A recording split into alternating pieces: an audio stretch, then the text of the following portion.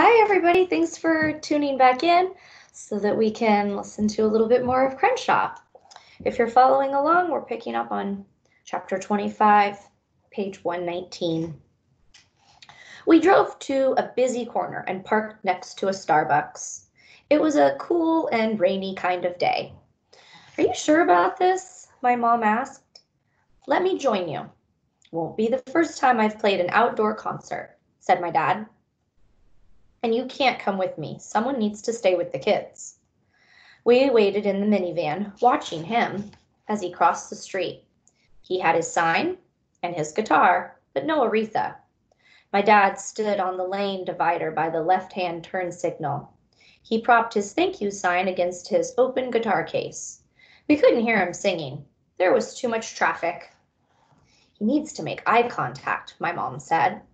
The light turned red and a line of cars formed next to my dad. Someone beeped his horn and my dad looked over. A driver in a taxi passed him some money. The next time the light was red, a driver in a pickup truck gave my dad some coins. When the light turned green, people mostly just passed by, their eyes on the road ahead, but a few smiled or nodded. Red, green, red, green. The hour wore on. When he climbed back into our van, my dad smelled like car exhaust. My mom passed him a handful of wadded up bills. He passed my mom a handful of wadded up bills and some coins. 7 lousy bucks and change. It's really starting to come down, my mom said. People don't like to open their windows when it rains. She gazed at the wet dollars. We could try up by the mall. Maybe it's just a bad corner. My dad shook his head. Maybe it's a bad idea. We need the rain, I said, because of the drought and all. Good point, said my dad. Let's look on Jackson's bright side. After a while, the rain slowed to a drizzle. We drove to a park so my mom and Robin could get some fresh air. She said Robin was going stir-crazy. How about you come too, Jackson? My mom asked as she undid Robin's car seat straps. Nah, too wet, I said. You're both gonna get wet, my dad warned. Robin's getting antsy, my mom said. We can dry our clothes on top of the car when the sun comes out. Day just gets better and better.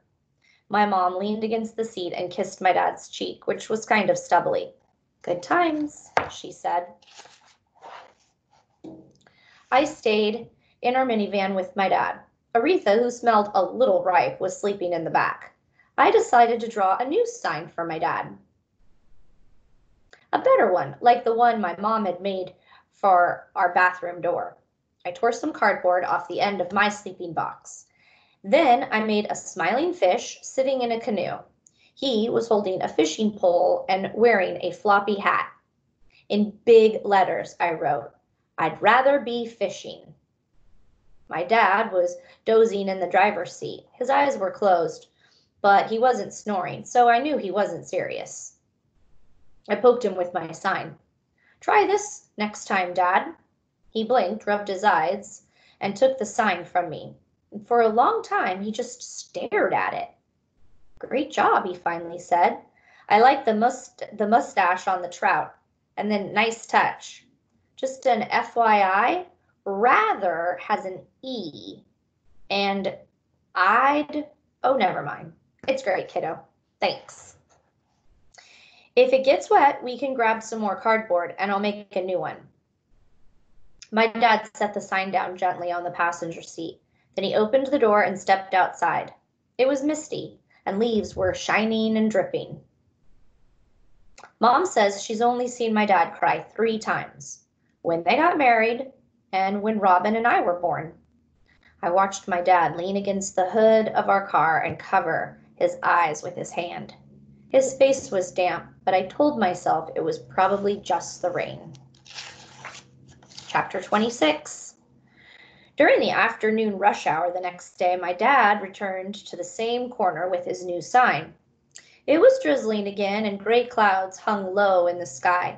I waited in the car with my mom and Robin and Aretha. My mom had just gotten off work at Rite Aid. She said 2 people were out sick, which meant she was the only cashier. People in line were grumpy, she said. Why didn't they just read the Inquirer and wait their turns? A driver in a red SUV rolled down his window. He smiled and said something to my dad. They both nodded. My dad tucked the sign under his arm and held out his hands till they were about 2 feet apart. I'll bet Dad's telling them about the trout at the lake, I said to my mom. She smiled. And exaggerating. Is that the same as lying? I asked. Not when it's fish related, said my mom. When the light changed, the driver handed my dad money and waved as he pulled away. After about an hour, he'd collected a bunch of dollar bills, also a big cup of coffee and a sack with 2 slices of lemon pound cake in it. My sign was a soggy mess. My mom flattened the bills on her lap. $56, she announced, and 83 cents, my dad added. My parents shared the coffee. I split the pound cake with Robin. Then I climbed in the back. Aretha was tail thumping hopefully. When no one was looking, I gave her my whole piece. It was windy and cold, and the rain had come back hard. We listened to the radio as tiny rivers zigged and zagged down the glass. A new man went to stand on the corner. His sign said, Vet, God bless. A small, poodly-looking dog was nuzzled in his half-zipped jacket. I still think you should take Aretha with you next time, Dad, I said. I'll bet we'll make even more money. He didn't answer. I figured he was listening to the radio announcer. She was warning that the chance of rain was 80%, so it was a good night to stay inside. A summer day camp bus stopped at the light. Its windows were fogged up. I saw some kids and hunched down in case I knew them.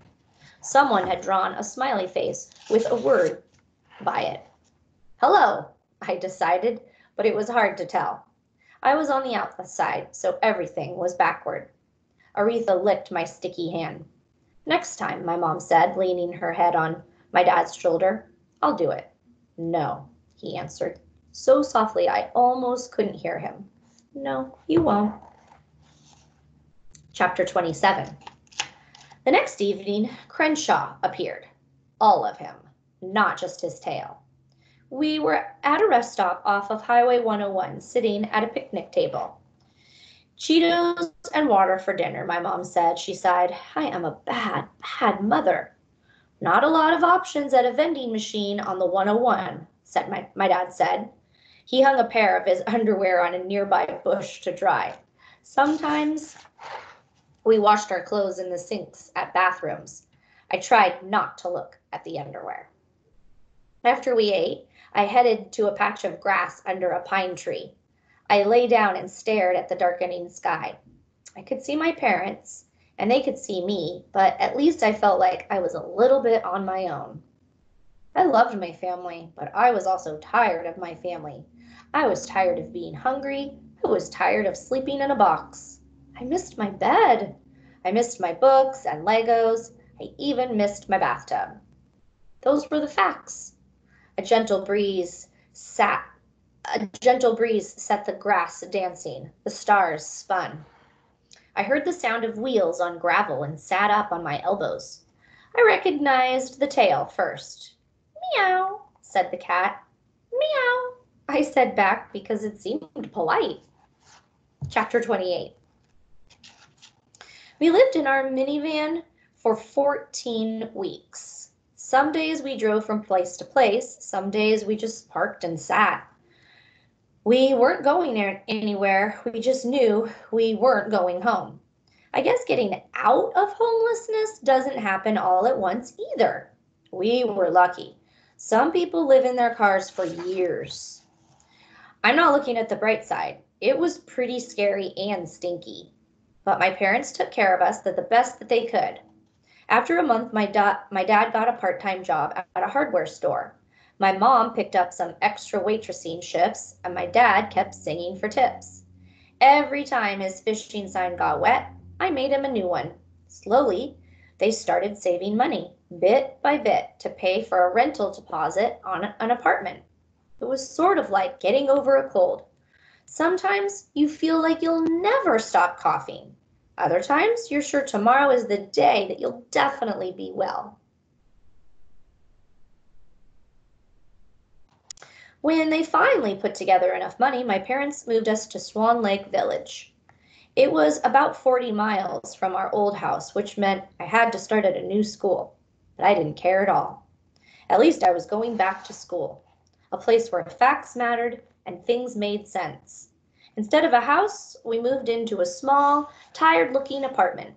It seemed like a palace to us, a place where you could be warm and dry and safe. I started school late, but eventually I made new friends. I never told them about the time we were homeless. Not even Marisol. I just couldn't. If I never talked about it, I felt like it couldn't ever happen again. And we will have to pause there. Join next time for a little bit more of Crenshaw.